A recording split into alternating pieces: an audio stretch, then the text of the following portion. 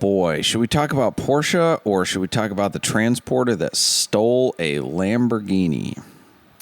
Ooh, let's talk about Porsche first. Okay. This is a little bit of a rant.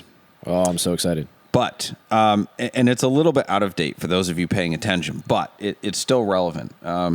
So Porsche is great at making special models, right? Some of them are really special and other ones are just like, an Indianapolis 500 edition Corvette. It's stickers and graphics, and we made it rare because there's only 500.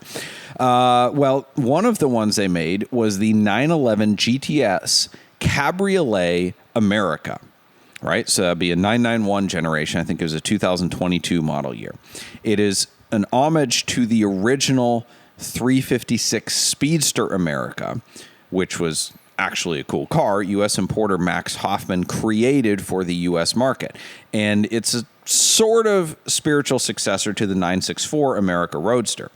Now, the 964 America Roadster was super cool. It was a wide body with turbo brakes, turbo suspension, and turbo wheels, and it was in a generation that didn't offer a wide body in anything except the turbo and the Carrera 4 in 1994 only. So it was the only wide body convertible offered in that generation, other than 4 turbo cabriolets that were built by Porsche's exclusive department, right? So, and then the 356 Cabriolet Speedster America was even more special, as it was yet another example of an American importer / distributor creating a car for the U.S. market that a manufacturer wouldn't. But in doing that, it changed the future of the brand, right? So just like Luigi Chinetti created a lot of Ferrari Spider models, despite Ferrari being unwilling to produce them, Max Hoffman's 356 America Roadster became the impetus for Porsche to produce the now iconic and incredibly valuable Speedster, a lighter, stripped down, more powerful, and better looking version of the 356 Cabriolet. So, to pay tribute to those, iconic models, what do you think they did to the GTS Cabriolet America?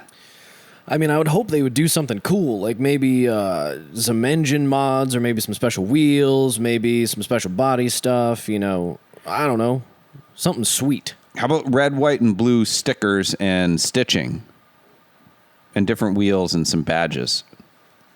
I mean, that sounds like some pandery thing that the PCA would create. Yeah. Ugh. Mm-hmm. Have you seen those before, though? There's occasionally, the club coupes or, it's PCA-specific cars, and all it is a blue car with some stickers, and they act as if but it's club blue. It's a very exclusive color. And speaking of that, so this GTS Cabriolet America, right? So it's red, white, and blue appearance package. So it's basically not much different from the Porsche Design Edition cars or the Cayman S Sport or the Endurance Racing Edition 911 2017, or I think the Black Edition cars. Oh, literally just colored trim and stickers. So yeah, that's what you get with this. But they are all, here's the scam.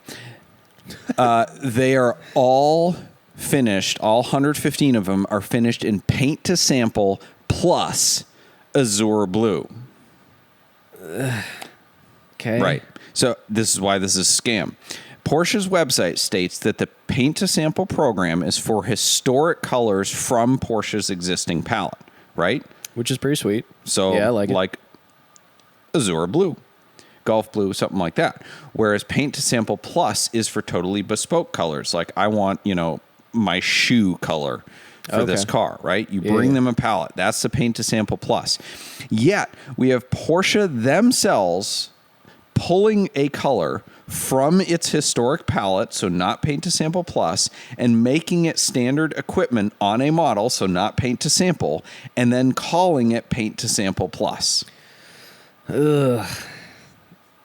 I don't, why do they need to do this? They're an extremely successful company. I think this is why they're extremely successful, is the Porsche idiots buy into it. I think it's all the Germans are laughing at Americans going, ha ha ha, let's make this funny thing and put red, white, and blue, and we'll tell them it's paint to sample plus. Like, that honestly, was more of an Indian accent than a German accent. I'm sorry. But honestly, when I saw photos of this car, it's like, it looks like something a child decided to color in like Microsoft Paint that just for like the 4th of July. Like, it's not. Do you know what the premium is for the privilege of owning one of these appearance package? What's the base price? America. Do you have a base price for the cab? It's over 100 grand, isn't it? It's 140 or 50 grand, I think, for a GTS Cabriolet. GTS cab. Oh my goodness. I'm guessing like 30 or 40 grand. $40,000. Oh, right. God, that's so much money. Right. Holy crap. And you have to drive that. You're paying. That's like paying for a shot of Malort. is pretty. It's a pretty color, but they're all that color. And I laugh that Porsche's like, this is paint to sample plus, but it isn't. But you're gonna pay for it. I have to. Yeah. It's so disappointing. The great irony. In all of this, I think Porsche has a really odd way of paying tribute to their largest market, although I think China might be taking over there. But the great irony is that the driving force behind the original 356 America Roadster was a lower price point, less features, and more horsepower. Yeah, and this is stickers and same power, right? And a 40 grand premium. Oh. Speaking of Porsche buyers eating anything and everything up, have you heard of the guy Justin Plasek? Oh, that sounds very familiar. So he is known all over the world for his exceptional upholstery work. Okay. There's not a lot of like interior people I follow on Instagram, but he does really, really cool stuff. Like if you want your seats redone, you send them to him and you wait however long it takes and you pay however much it takes, right? But it's like perfect. Right. Better than perfect. And he is selling these super cool seat inserts for the Porsche 992 Dakar. Each set has a plaque with the limited number on it and a certificate of authenticity. So, yes. Okay. I am not making fun of Justin. I highly respect this guy's work and his business. But let's just take a step back for a minute and like take the Porsche blinders off of our eyes. A numbered plaque and a certificate of authenticity for seat inserts. Like, are Porsche owners so insecure and unsatisfied with their lives that they need this as a bragging right? Like, this is getting up there with boomer boards. Like, you go to a car show and be like, check out my COA. Is that for your car? No, it's for my seat cushion. Look at these. Nobody's going to know. Numbered. Like, nobody's going to know what these are. I'm sure the craftsmanship is top notch. You know, I don't want to deny that of this guy's work, but nobody is going to know or care. Well, they will know because the people who get this will waste no opportunity to tell other people about it. What's interesting... they should sell a T-shirt that goes along with it. I have numbered seat inserts, and I've been waiting all day for you to ask. Yes.